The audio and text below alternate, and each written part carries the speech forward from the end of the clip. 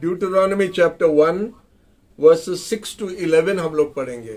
हमारे परमेश्वर यहोवा ने हमसे होरेब में यह कहा था, तुम्हें इस पर्वत के पास रहते हुए बहुत दिन हो चुके हैं, अतः अब उठकर यात्रा आरंभ करो और एमोरियों के पहाड़ी प्रदेश तथा इनके सब पड़ोसियों के पास अराबा में, पहाड़ी प्रदेश में, तराई में, नेगेब तथा समुद्र तट तक, कनानियों के देश तथा लबानोन से लेकर महानदी फरत तक चले जाओ।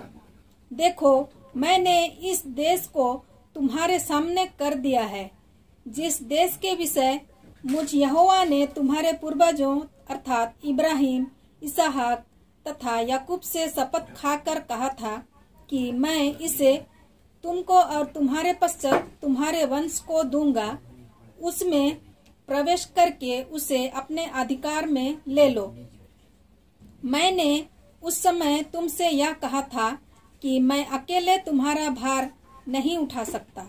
तुम्हारे परमेश्वर यहोवा ने तुमको बहुत बढ़ाया है और देखो, आज तुम आकाश के तारों के सदृश असंख्य हो।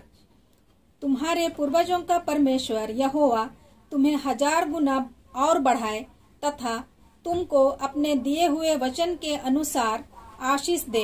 और आज का हम लोग जो वचन में देखता है कि परमेश्वर उनका लोगों से बता रहा है, तुम बहुत दिन ये पहाड़, ये पर्वत का पास में रुक गया है और आगे बढ़ना है।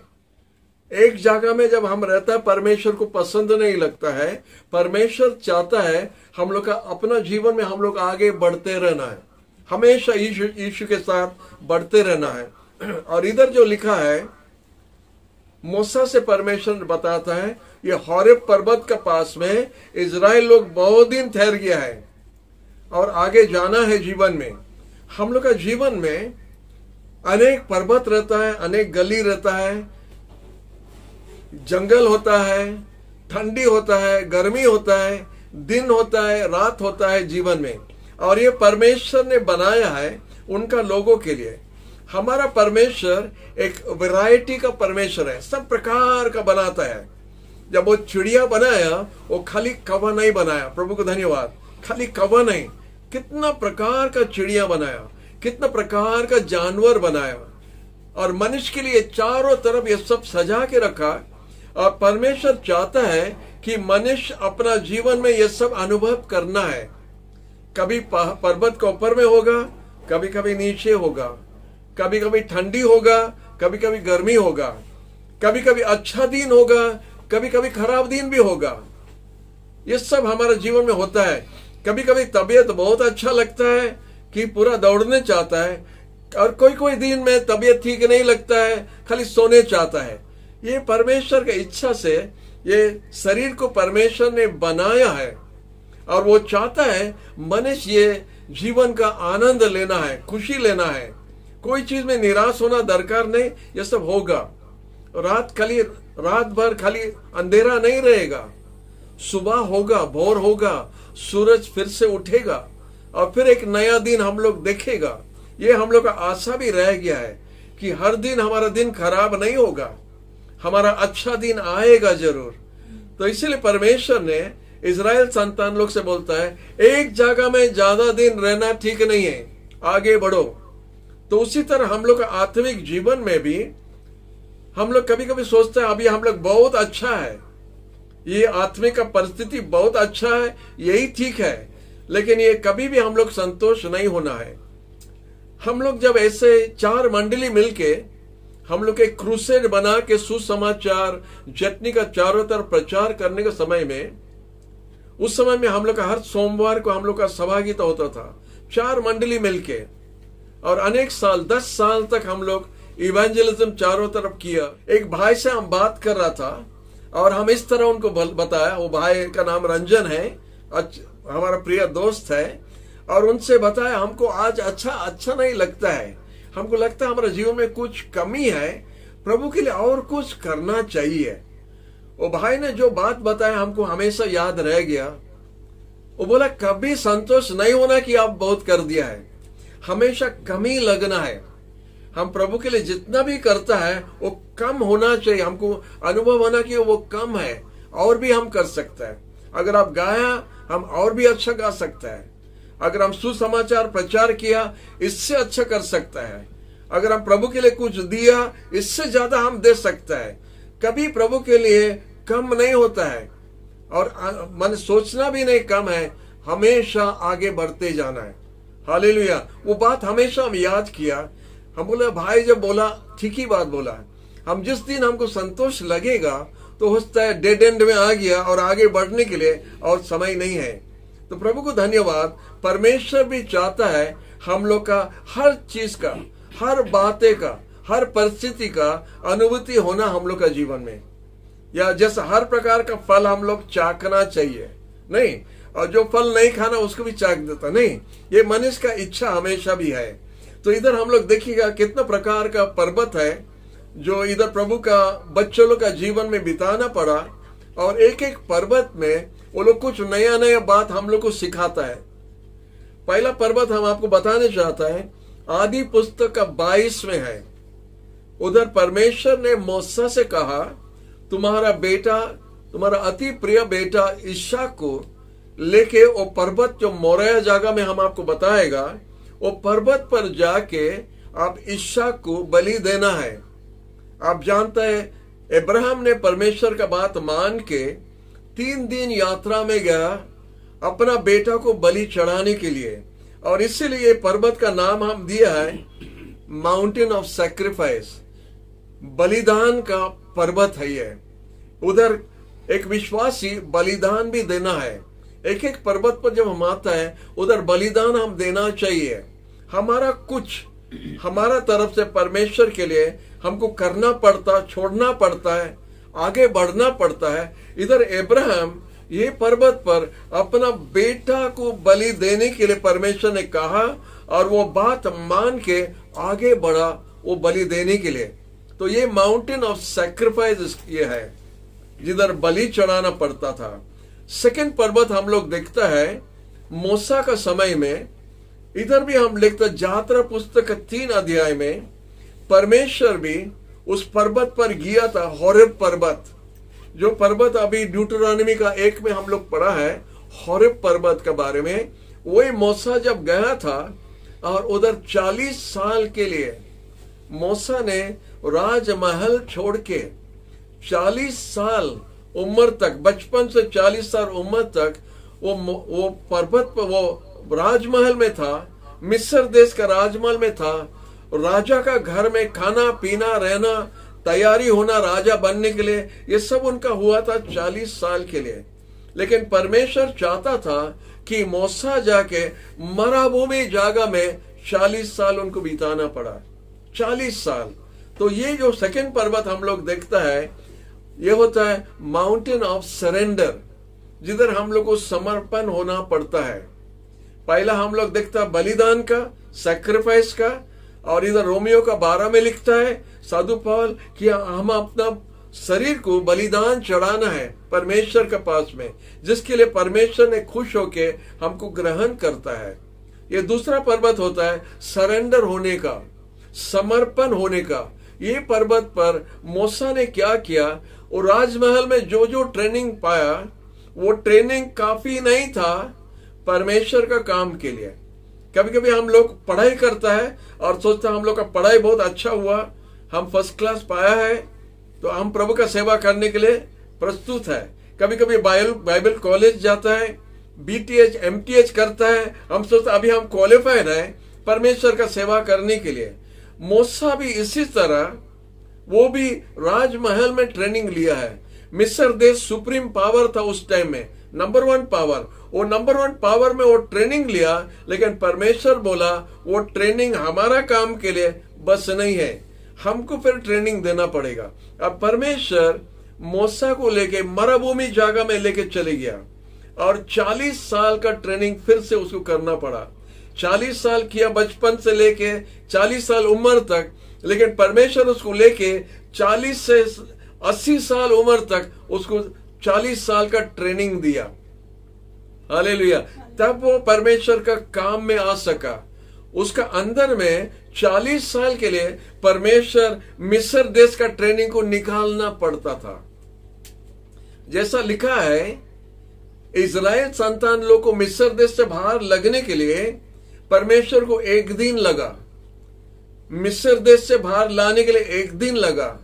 लेकिन इजराइल संतान लोग का अंदर से मिस्र देश को निकालने के लिए 40 साल लगा। और इसीलिए मरुभूमि जगह में वो लोग घूम घूम के तब कानान देश में पहुंचा। उसी तरह मूसा भी 40 साल ट्रेनिंग होने के बाद मरुभूमि में चले गया 40 साल के लिए, और उधर अपना जीवन को सरेंडर करना पड़ा। वो देखा जब वो झाड़ी पर आग जल रहे हैं, वो पर्वत मोरिया पर वो देखा आग जल रहा है, बोला हम देखना है ये आग क्या है। उनको परमेश्वर का साथ में सामने सामने होना पड़ा। और जब वो परमेश्वर को देखा और परमेश्वर का आवाज सुना, वो अपना घुटना टेक के उसका जूता उतारना पड़ा और उधर समर्पण हो गया। और जब वो समर्पण हो गया, वो आग जो जलने वाला झाड़ी का सामने में परमेश्वर का आवाज सुनने के बाद, परमेश्वर का साथ बात करने के बाद, मूसा ने लीडर बन के तैयार हो गया। कितने जन जानता है, एक तलवार के साथ में परमेश्वर इजराइल को मिस्र देश से बाहर नहीं लाया, एक तलवार से नहीं, एक लाठी से लाया है। एक लाठी से मूसा ने इजराइल संतान लोग को मिस्र देश से बाहर लाया। और इसी तरह जब मूसा को मिस्र देश से बाहर लाना, उनको मरुभूमि जगह में लेना पड़ा और उधर 40 साल उसको ट्रेनिंग दिया, तब वो परमेश्वर का राज के लिए लीडर बन सका। हालेलुया। अनेक बार हमें लोग भी प्रभु का सेवा के लिए जब निकलता है, हम लोग सोचते हैं कि अभी हम लोग काबिल है, अभी हम लोग काफी है, हम लोग का ट्रेनिंग हो गया है, अभी हम लोग रेडी है। लेकिन परमेश्वर का साथ में बात नहीं करने तक, परमेश्वर का आवाज नहीं सुनने तक, परमेश्वर का आह्वान नहीं पाने तक हम लोग लीडर नहीं बनता है। बाइबल स्कूल लीडर नहीं बनाता है, नॉलेज देता है, ज्ञान देता है, अच्छा है, लेकिन लीडर बनने के लिए परमेश्वर अभिषेक देता है। वो झाड़ी का पास जो आग जल रहा था, मूसा जाके जब अपना सर झुकाया और अपना घुटना टेका और परमेश्वर के पास बात करने लगा, तब परमेश्वर उनको अभिषेक दिया वो आग से। हम लोग का आग का अभिषेक होता है। जॉन द बैप्टिस्ट ने बोला, हम पानी में आपको बैप्टिज्म देता है, लेकिन हमारा पीछे पीछे हमारा बाद कोई आ रहा है जो आपको पवित्र आत्मा और आग में बैप्टिज्म देगा। और उसी प्रकार से प्रभु का प्रेरित लोग, वो लोग को रुकना पड़ा, उनका शिष्य लोग रुकना पड़ा। और उस दिन पेंटिकोस्ट के दिन में जब आग उतर आया, वो लोग ऐसे ही काम शुरू कर दिया जो लिखा है हमारा बाइबल में कि दुनिया को उलट पुलट कर दिया। जब परमेश्वर का अभिषेक आता है तब हम काम परमेश्वर का कर सकता है। हालेलुया। तो इधर देखता है मूसा वो पर्वत, मोरिया पर्वत के पास में अपना जीवन को समर्पण किया। राज करने का वो भूल गया और एक राज करने के लिए वो तैयार हो गया। जो लीडर, जो राजा बन के मुकुट पहन के सिंहासन पर बैठना, वो अभी देखा कि वो लाठी पकड़ के 30 लाख लोगों को मरुभूमि जगह से चला के उनको केनान देश में पहुंचाना, वो लीडर वो बनना है। परमेश्वर आज आपको कौन से लीडर बनाने चाहता है, आप सिर्फ परमेश्वर के पास घुटना टेकने से आप जान सकेगा परमेश्वर आपके द्वारा क्या करने चाहता है। हालेलुया। तीसरा लीडर जो हम देखता है बाइबल में, जोशुआ के बारे में हम लोग लिखता है। जोशुआ का 6 अध्याय में उधर एक घटना होता है। ये होता है जेरिको का पर्वत में। जेरिको का पर्वत का पास में जोशुआ जब आया तो परमेश्वर बोला, जेरिको का शहर 6 बार गोल गोल घूमना है, चारों तरफ घूमना है। उसका बाद 7 बार में, 7th टाइम में परमेश्वर उस जेरिको शहर को उनका हाथ में दिया 7वां बार में, लेकिन 6 बार उनको चक्कर मारने पड़ा। तो इसीलिए हम लोग देखता है कि ये जो 7 बार जो होता है, लिखा है परमेश्वर ने मूसा को कुछ सिखा रहा है, उसको परीक्षा कर रहा था, उसको टेस्टिंग करता था, वो बात मानेगा कि नहीं।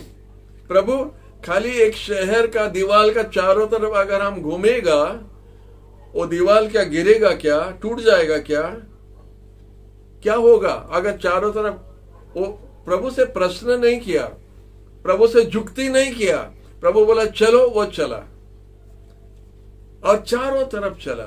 और परमेश्वर बोला कोई एक जन भी बात नहीं करना, मने जवाब मत दो, परमेश्वर को प्रश्न मत पूछो, अपना मुंह बंद करके जो परमेश्वर आपको आदेश दिया उसको करो।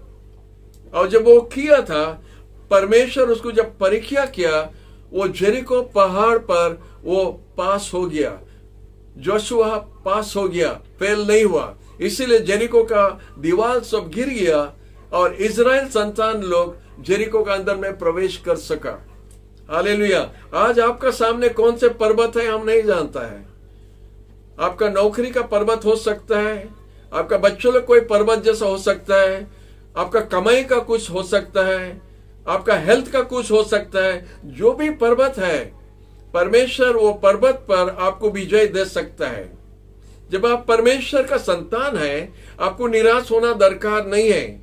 ऐसा कोई पर्वत इतना बड़ा नहीं है जो हमारा परमेश्वर आपको पार नहीं करवा सकता है। हमारा परमेश्वर हर पहाड़ का हमको सामने करने के लिए हमको बल देता है। इसलिए प्रभु का बच्चे लोग निराश नहीं होना। पर्वत चढ़ना मुश्किल है नहीं, नीचे आना बहुत आसान है, बहुत खुशी से हम लोग नीचे आता है, लेकिन ऊपर चढ़ने का समय में थोड़ा कष्ट लगता है। और जितना ऊपर हम लोग जाता रहेगा, हवा मारता रहेगा, हम लोग हवा मारता रहेगा जब हम लोग ऊपर जाता है। याद रखो, जब परमेश्वर आपको ऊपर लेके जाता है, आपको प्रमोशन दे रहा है, आपको कुछ ट्रेनिंग दे रहा है, और जब आप ऊपर पहुंचेगा आप देखेगा जो जो चीज आप नीचे से नहीं देख सकता है ऊपर से देख सकता है। कितना जन हमारे साथ एक है? जो चीज जमीन का नीचे बैठ के आप जो नहीं देख सकता है पहाड़ को पर चढ़ने से आपको दिखता है। हालेलुया। जब कोई दूर जगह हम लोग देखने चाहता है हम लोग कोई पहाड़ को पर चढ़ जाता है और उधर से देखते हैं, हाँ भुवनेश्वर दिखता है, इधर खुर्दा दिखता है, इधर जटनी दिखता है, बरनी पहाड़ से सब दिखेगा, लेकिन पहाड़ को पर आपको जाना पड़ेगा। तो इसीलिए परमेश्वर का बात मानना जरूरी है। जब हम प्रभु का बात मानता है तब हम देख सकते हैं प्रभु क्या करता है। हालेलुया। और जब हम पहाड़ चलता है, जब हमारा समस्या को आगे करता है, जब हमारा प्रॉब्लम कुछ होता है हमारा जीवन में, हमको मौका मिलता है परमेश्वर के पास में अपना जीवन को समर्पण करना। और जोशुआ ये किया, उनको जब परमेश्वर ने बताया उधर में चक्कर मारने के लिए वो माना, वो टेस्ट में पास हो गया। हम देख रहा था जेरिको का माने क्या है। जेरिको का माने होता है सुगंध, सुंदर सुगंध होता है। जब हम परमेश्वर का बात मानता है तो सुंदर सुगंध, जो फ्रेग्रेंस जो बोलता है इंग्लिश में, वो सुंदर फ्रेग्रेंस आता है जब परमेश्वर के पास में आके हम टेस्ट पास होता है। हालेलुया। इसलिए प्रभु को धन्यवाद। और मूसा का जो पर्वत जो चढ़ा था, मूसा का पर्वत का नाम होता है होरेब। होरेब मतलब होता है डेसोलेट, माने अकेला, अकेला, उधर कोई नहीं है, खाली जगह, डेसोलेट बोलता है। तो मूसा को डेसोलेट पर्वत में लेना पड़ा, उसको अकेला परमेश्वर का साथ बात करने के लिए। हालेलुया। प्रभु को धन्यवाद। और इधर हम देखता है कि परमेश्वर सुंदर सुगंध जोशुआ को दिया है जब वो पहाड़ का वो दीवार का चारों तरफ घूमना पड़ा। जेरिको का पहाड़ जब वो घूमा था, एक सुंदर सुगंध, परमेश्वर का बात को जब हम लोग मानता है और परमेश्वर जो बताता वो काम जब हम करता है, जो उनका वचन में लिखा है, वो सुंदर सुगंध का जैसा परमेश्वर के पास में पहुंचता है। ओबीडियंस जो बोलता है, ओबीडियंस द्वारा परमेश्वर का संतोष होके हमको सुंदर सुगंध देता है। हालेलुया। और इसीलिए जब 7 बार गिरा था, हम लोग पढ़ता है कि दीवार गिर गया और इजराइल का संतान लोग अंदर जाके पूरा जेरिको को ले सका। ठेलना नहीं पड़ा, तोड़ना नहीं पड़ा, जोर लगाने नहीं पड़ा, परमेश्वर ने दीवार को नीचे गिरा दिया। हालेलुया। जब हम परमेश्वर का बात मानता है और कुछ परीक्षा आता है, हमको परमेश्वर का बात मान के चलने से परमेश्वर हमारा तरफ काम करता है, वो काम वो कर देता है। जो इजराइल संतान लोग को कितना दिन लगता था वो दीवार तोड़ने के लिए, परमेश्वर 1 मिनट में गिरा दिया। 1 मिनट में गिरा दिया। हम 1 मिनट बोलते हो ज्यादा हो गया, नहीं, सेकंड में गिर गया रहेगा। लिखा है वो दीवार पूरे जमीन के अंदर चले गया, इसीलिए इजराइल संतान लोग ऊपर से चढ़ के चला ही जा सका। अगर इस तरफ गिरता, एक तरफ गिरता है तो उनको चढ़ के जाना भी मुश्किल होता है। वो दीवार पूरा बैठ गया अंदर में और इजराइल संतान लोग एक पूरा रास्ता बन गया उनका अंदर जाने के लिए। प्रभु को धन्यवाद। प्रभु जब परीक्षा देता है और हम पास होता है, हमारा काम आराम हो जाता है। प्रभु को धन्यवाद दो। हालेलुया। और एक हम देखता है पहला राजा का 18 में और एक पर्वत है और वो माउंट कार्मेल है। माउंट कार्मेल, उधर जो एक सुंदर एक जुक्ति हुआ था, नहीं, एक कंपटीशन जैसा हुआ था। उधर बाल देवता का पुजारी लोग और एलाइजा का साथ में 2 जन का साथ में टक्कर हुआ।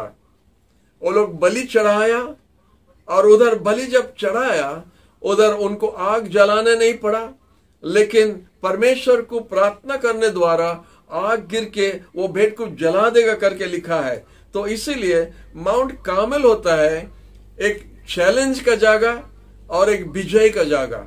माउंट कार्मेल होता है विजय का जगह, एक चैलेंज का जगह। और वही एलाइजा वही किया था, वो चैलेंज डाला, वो चैलेंज लिया और जब वो चैलेंज दिया तो बाल देवता लोग का और कुछ बोलने का नहीं था।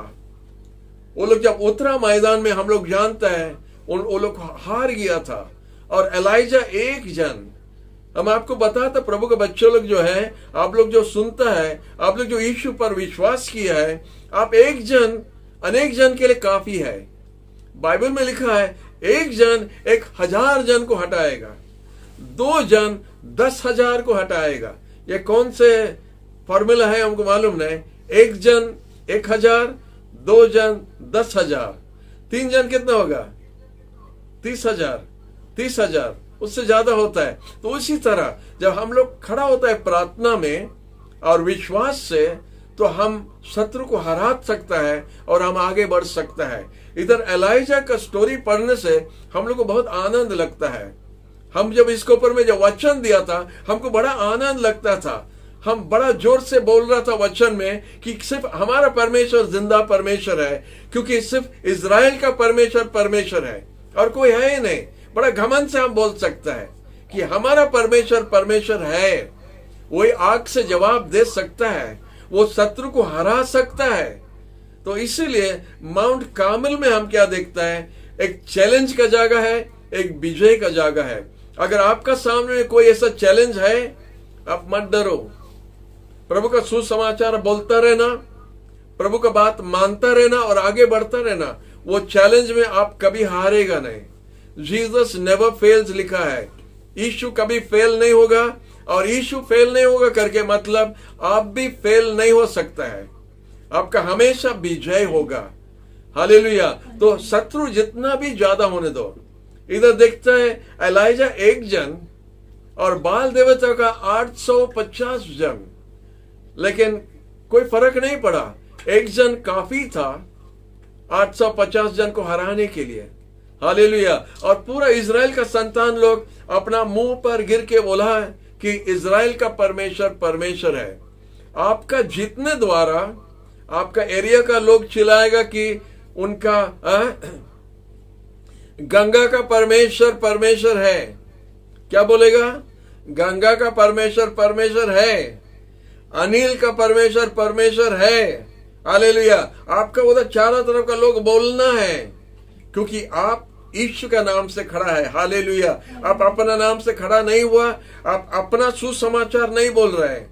आप यीशु का सुसमाचार जब प्रचार करता है तो आपका हार नहीं होगा, आपका हमेशा विजय होगा। हालेलुया। ये चैलेंज का जब पर्वत पर जब आता है, आप मत डरो। आपका साथ में कोई खड़ा है जो बोला आपको कभी नहीं छोड़ेगा। यीशु आपका साथ है, और जब यीशु आपका साथ है, आप कभी हारने नहीं सकते। आपका हमेशा विजय होगा। हालेलुया। 5वां नंबर में देखता है, जो ऊंचा पर्वत पर यीशु 3 जन को लेके गया था, लिखा है माउंट ऑफ ट्रांसफिगरेशन। यीशु का चेहरा बदल गया था, उसका कपड़ा बदल गया था। मैथ्यू का 17 में आपको मिलता है, मैथ्यू का 17 में मिलता है, मार्कुस का 9 में मिलता है, लूका का 9 में मिलता है, और दूसरा पीटर 1 में भी बताता है इसके बारे में कि कैसा यीशु और पर्वत पर गया था जेम्स, जॉन और पीटर को लेके। और जब पर्वत के ऊपर में गया था, बोलता बहुत ऊंचा पर्वत था, लेकिन वो पर्वत के ऊपर में यीशु का चेहरा बदल गया, उनका कपड़ा बदल गया।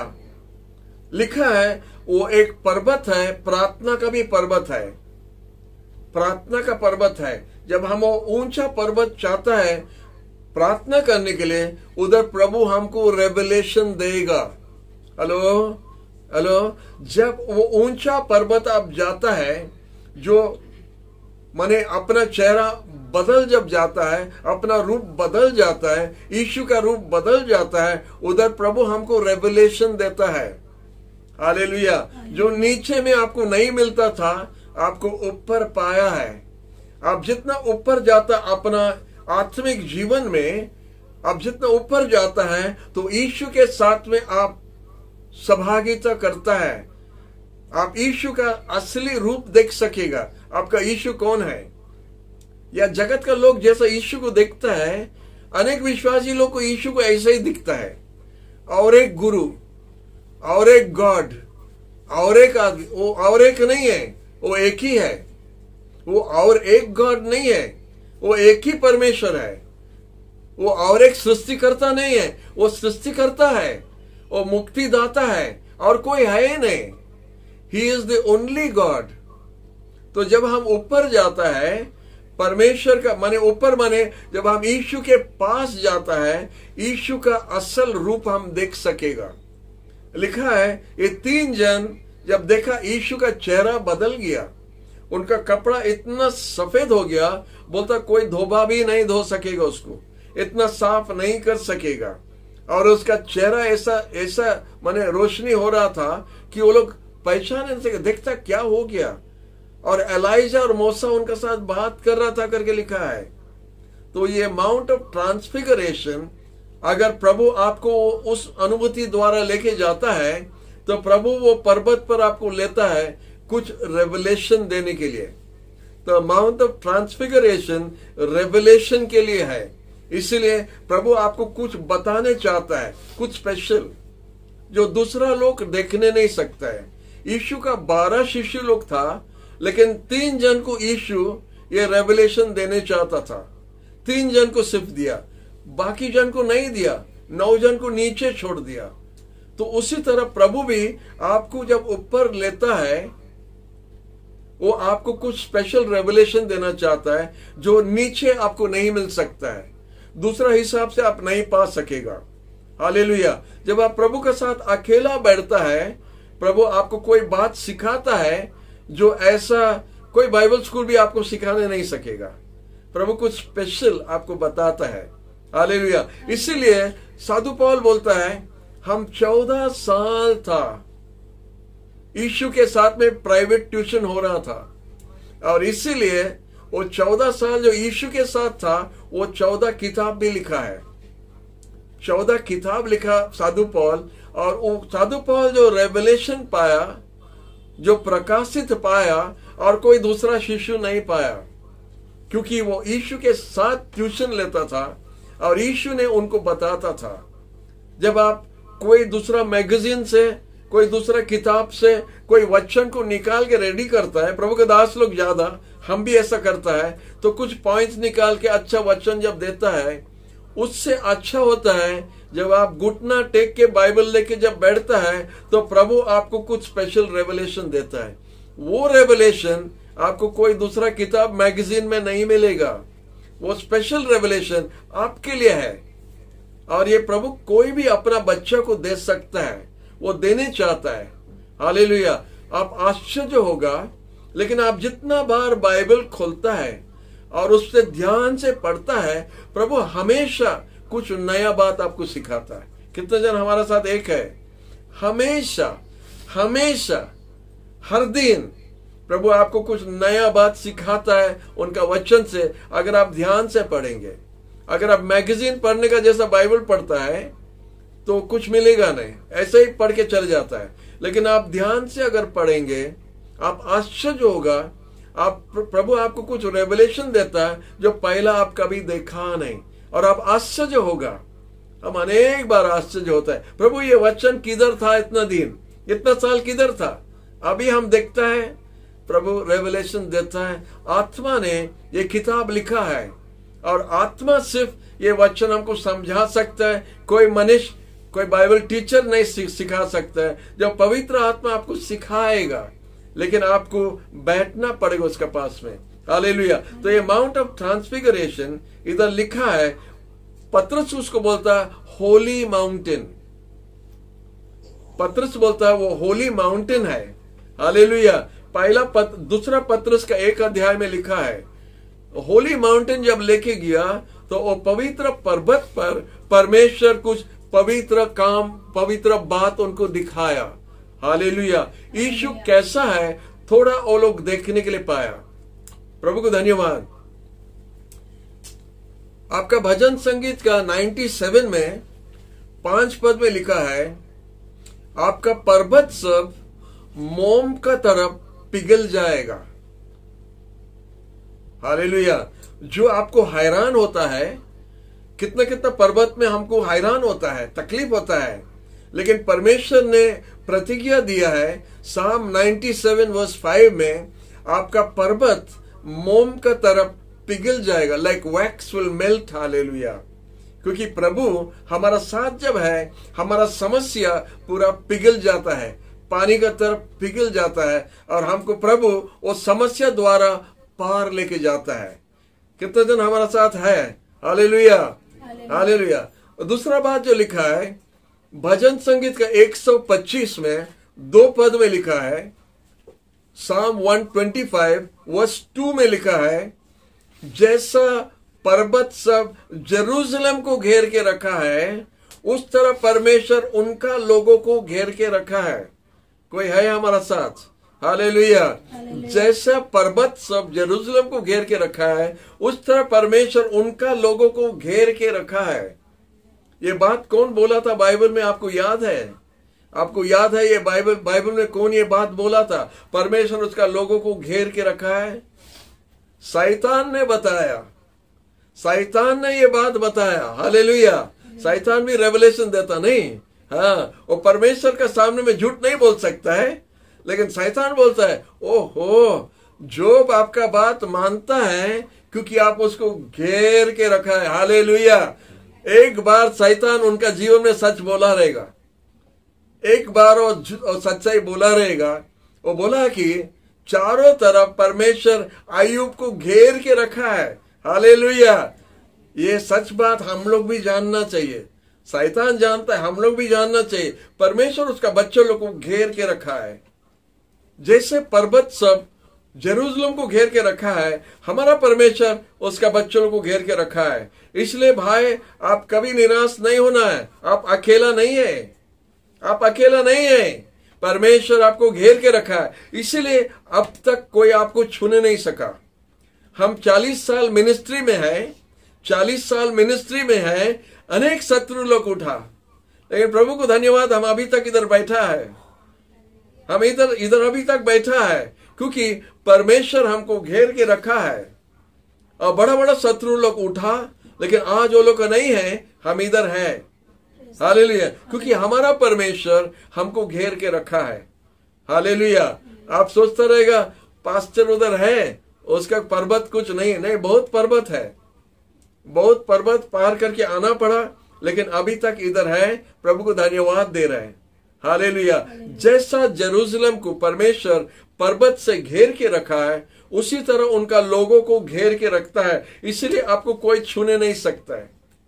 हम जानते हैं, हमारा भाई से हम बात करता है, वो सोचता है चारों तरफ अन्य जाति लोग घेर के है। नहीं, आप डरो मत, परमेश्वर आपको घेर के रखा है। हालेलुया। इसलिए आपका विजय होगा। और एक पर्वत हम आपको लास्ट पर्वत बोल के बंद करता है, होता है बेथल पर्वत। बेथल पर्वत, माउंट बेथल। और वो बेथल पर्वत होता है, उसका मतलब होता है हाउस ऑफ गॉड। वो पर्वत पर जेकब ने परमेश्वर प्रभु को पाया। हेलो। बेथल पर्वत पर जेकब परमेश्वर को पाया। और हम भी आपको कुछ बोलने चाहते तो सुनिए। हेलो। बेथल पर्वत पर हम भी प्रभु को पाया। हेलो। आप किधर प्रभु को पाया? बेथल पर्वत में पाया ना, कोई दूसरा जगह में प्रभु को पाया। हम भी बेथल पर्वत पर हम भी प्रभु को पाया। हालेलुया। जेकब प्रभु को पाया, हम भी पाया। हम जानते आप लोग कितना जन है मंडली में, आप लोग सब प्रभु को बेथल पर्वत में पाया। भूलना नहीं कभी, बेथल पर्वत को भूलना नहीं, क्योंकि वही जगह में हम लोग प्रभु को पाया। हालेलुया। हम जानते हमारा अनेक भाई लोग हैं, हम कोई भाई लोग को देख सकता है। हम जानते आप प्रभु के पास कैसा आया। ये बेथल पर्वत में आप लोग परमेश्वर से भेंट हुआ, इसलिए बेथल को भूलना नहीं। ये बेथल पर्वत हमारे लिए बहुत स्पेशल है। अगर बेथल पर्वत नहीं होता, हो सकता हम भी प्रभु को नहीं जानता था, लेकिन प्रभु को धन्यवाद, हमको भी याकूब का जैसा बेथल पर्वत में लाया और हमको उनका परिचय दिया। इसलिए प्रभु को धन्यवाद।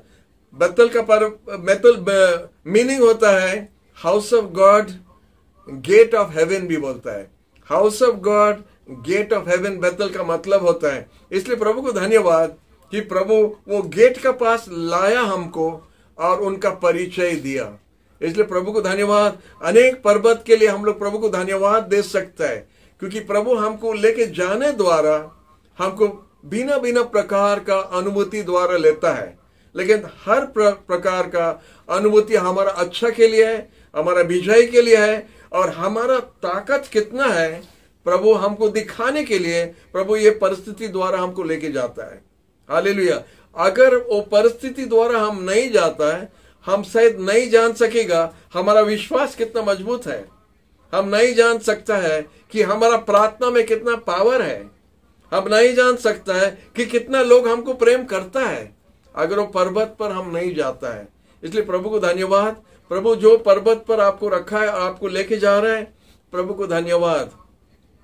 आप जरूर उधर से भी उतर आएगा, स्पेशल अनुभूति पाएगा उधर। अगर आपको समर्पण करना है, आप समर्पण हो जाओ। अगर प्रभु आपसे कुछ बलि चाहता है, अपना बलि हो जाओ, दे दो। अगर प्रभु आपको कुछ रेवलेशन देना चाहता है, उसके लिए रेडी हो जाओ। प्रभु आपको कुछ रेवलेशन दे रहा है। प्रभु हमेशा पर्वत पर हमारे लिए कुछ रखा है। हालेलुया। हम लेने के लिए रेडी है तो प्रभु हमको देने के लिए भी रेडी है। प्रभु हमको सिखाने द्वारा हमको और भी मजबूत करता है उनका गौरव और महिमा के लिए।